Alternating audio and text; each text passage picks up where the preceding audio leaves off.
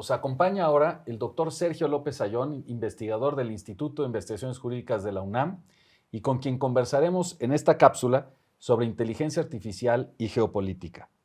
Desde la perspectiva geopolítica, Sergio, pues la irrupción de la inteligencia artificial, por supuesto, que ha jugado un papel fundamental. Recordamos lo que desde 2017 ya decía Putin, en el sentido de que el país que dominara la inteligencia artificial sería aquel que podría dominar al mundo.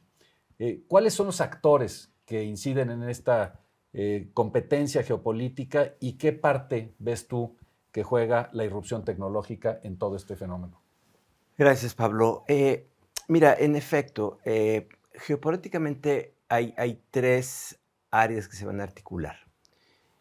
El área global, donde el actor predominante después de la Guerra Fría, de la caída del muro de Berlín, queda únicamente Estados Unidos como la potencia dominante en materia, digamos, de la dominación a través de la fuerza y de la capacidad de movilización, tropas, armas, toda esta cuestión.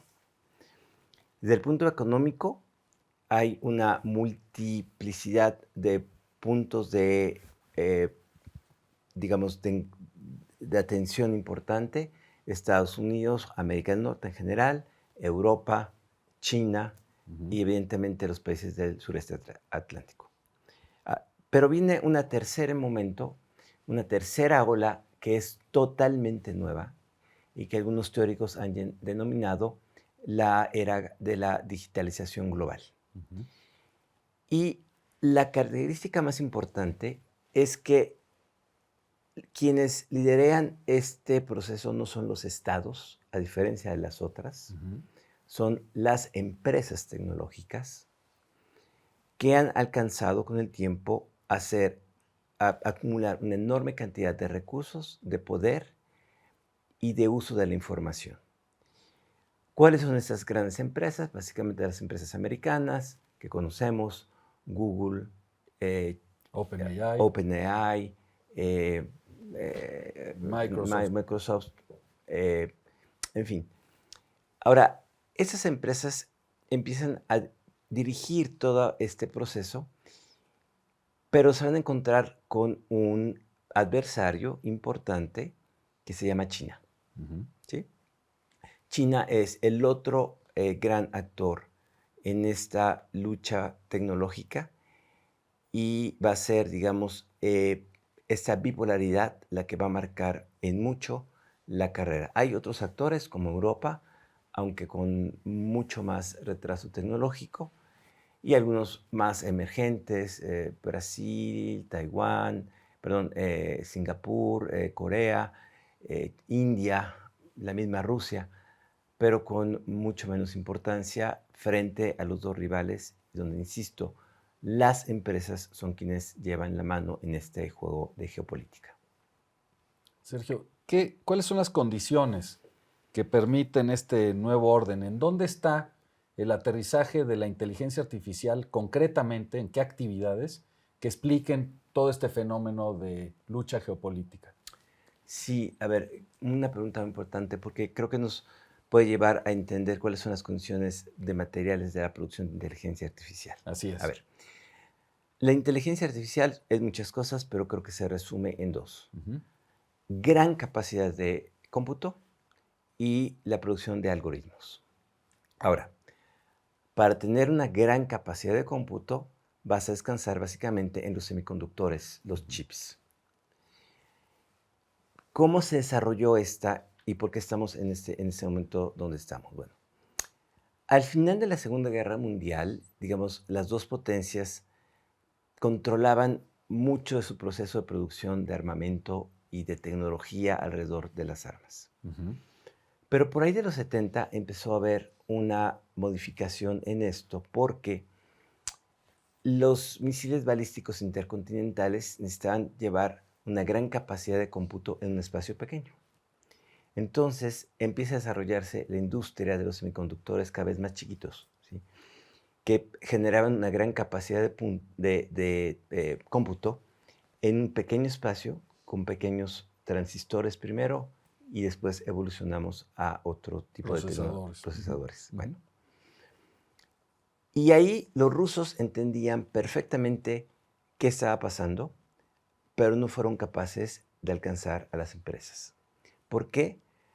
Porque la producción de estos chips o microchips es una de las empresas tecnológicas más impresionantes, más complejas, que tiene una cantidad enorme de detalles técnicos y que solamente son 2 o 3 empresas en el mundo lo que la pueden hacer. Un solo ejemplo. El procesador que traen los iPhones tiene cerca de 15,000 millones de transistores.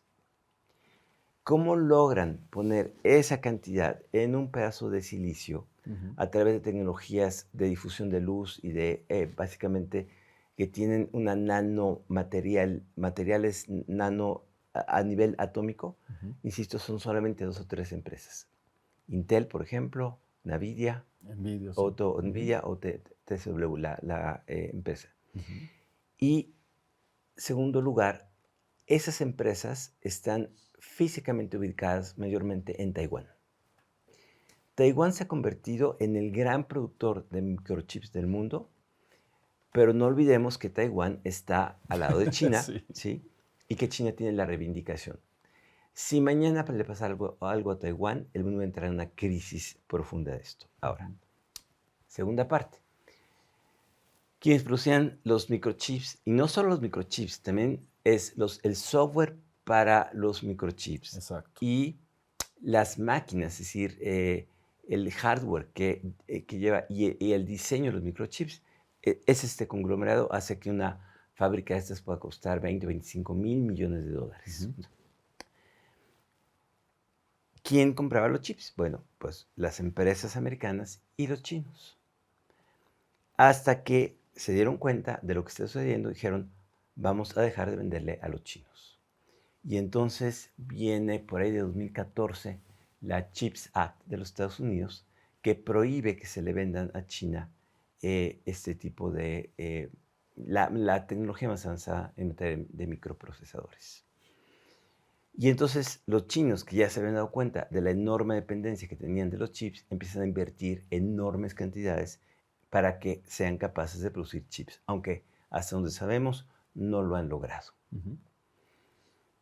Entonces parecía que la carrera la llevaban ganada completamente los americanos, las compañías americanas, y estaban ya desarrollando modelos muy complejos.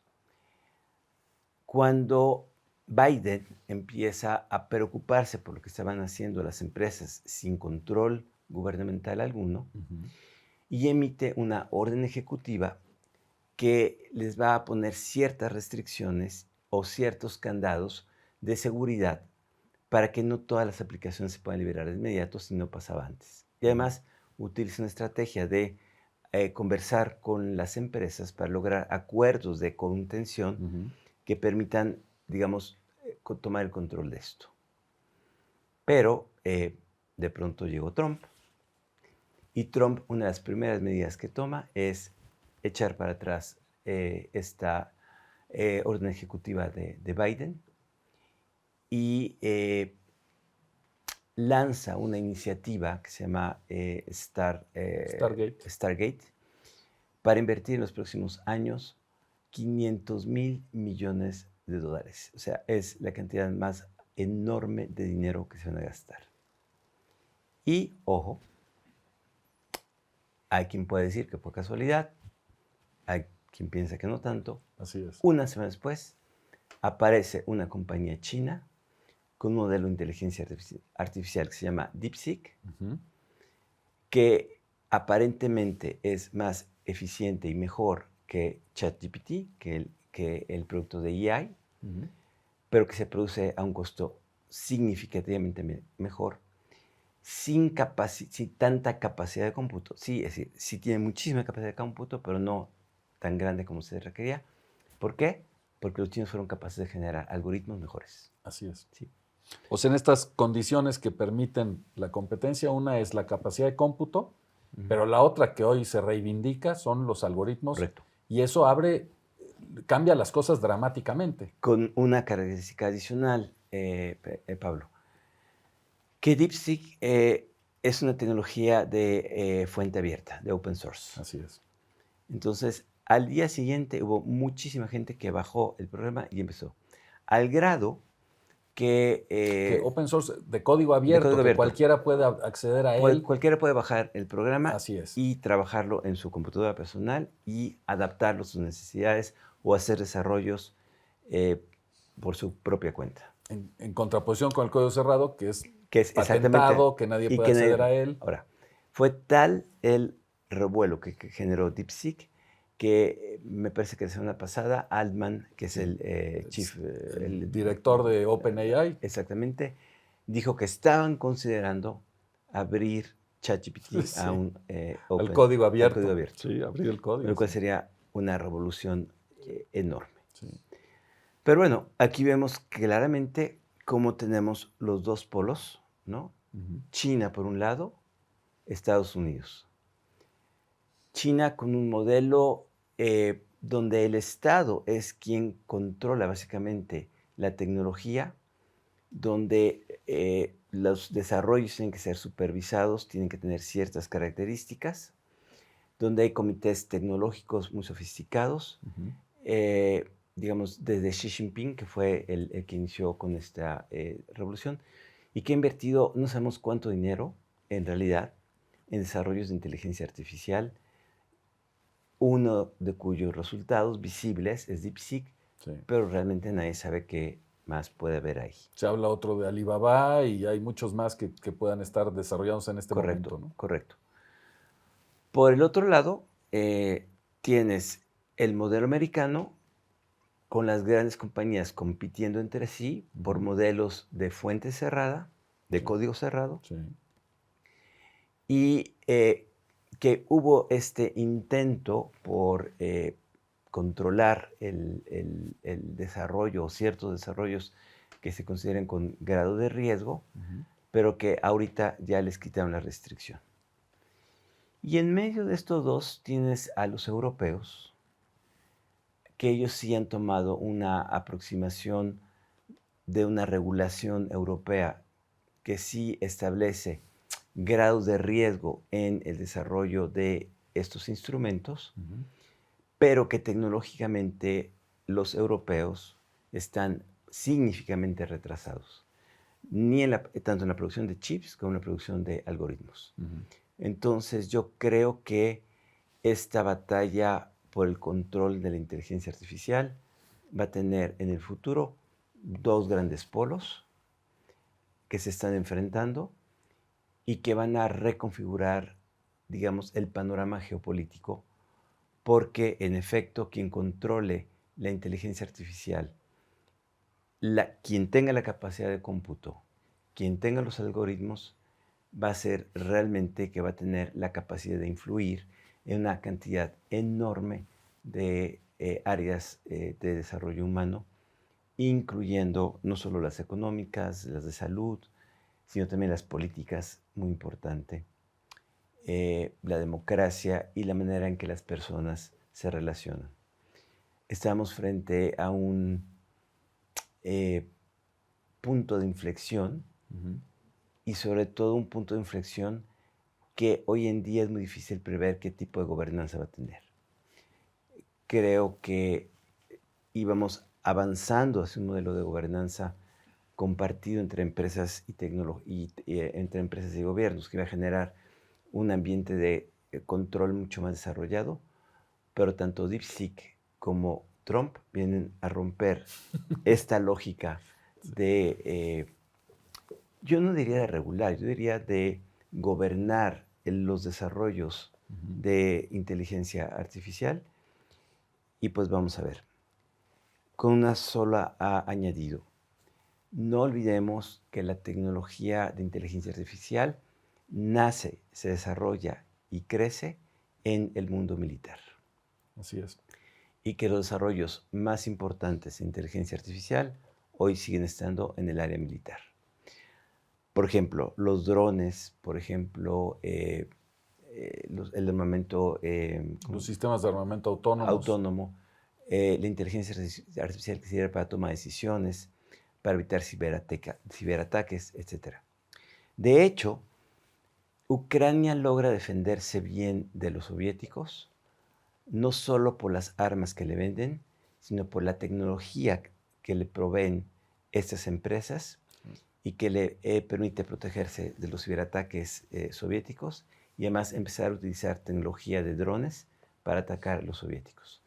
Sin ese componente que no es muy visible, la historia de Ucrania sería distinta. Platicábamos en la cápsula introductoria a este curso que una de las recomendaciones de Geoffrey Hinton es justamente no desarrollar o prohibir expresamente el desarrollo de sistemas de armamentos autónomos, dotar a las armas de inteligencia artificial. Así es. Y él hablaba de incluso la posibilidad de un riesgo existencial para la especie humana si no atendemos a esas opiniones. ¿Qué piensas al respecto? Mira, pienso que la interacción, digamos, tecnología militar aplicada a inteligencia artificial, no la tenemos muy visible, que pueden estar pasando cosas muy graves y que justamente parte de los visión regulatoria o de gobernanza implicaba tener alguna idea de qué está pasando del lado militar. Sí. Con la llegada de Trump en particular, ¿no? Me parece que no vamos a tener control. Porque incluso, si tú lo piensas bien, una vez que tú bajas un DeepSeek o que pudieras bajar no hay ninguna limitación que impida que puedas hacer desarrollo orientado a armamento o a otro tipo de cuestiones que son más complicadas, ¿no? O que tengan un alto nivel de riesgo. Uh-huh. Yo creo que por eso el código abierto es una idea que habría que mirar con mucho cuidado, porque absolutamente pierde el control sobre lo que se puede desarrollar digamos, de manera ya descentralizada. Sí, claro, el que puede acceder al uso de la herramienta podría violentar sus propias restricciones. Claro, haciendo el paréntesis de que para que los sistemas realmente sean lo que son, necesitan altísima capacidad de cómputo, Sí. y es así, el acceso es mucho más limitado, ¿no? Y hay quienes opinan al revés, que cuando tú abres un modelo, lo que permites es que entonces diferentes actores puedan incidir en la protección y en el no abuso de nuevos desarrollos a partir de esa tecnología. Pero es un debate que no está cerrado. Es un debate cerrado que apenas empieza, sí, que se había tenido con elementos que no eran a inteligencia artificial y que ahora con inteligencia artificial se potencializa enormemente, ¿no? ¿Qué puede hacer México en toda esta problemática? ¿Dónde está México y qué incidencia podríamos tener desde México? Honestamente, creo que poca. Sin duda la regulación de los sistemas de inteligencia artificial, teniendo a las empresas en el norte, va a ser muy difícil. Creo que hay que avanzar mucho en el camino del diálogo, de la interacción con las empresas, de entender lo que están haciendo. Y pues vamos a ser siempre dependientes de la capacidad de cómputo que se pueden adquirir a través de estos grandes conglomerados. Porque México no es el único. ¿Qué le sucede? Si todo el mundo está atrapado en esta condición que deriva de la complejidad que supone generar chips de muy alto rendimiento y que tienen únicamente una o dos empresas en todo el mundo. Muy bien, pues muchísimas gracias al doctor Sergio López Ayón por su brillante exposición. Quedamos en seguimiento de las siguientes cápsulas y agradecemos su atención a la presente.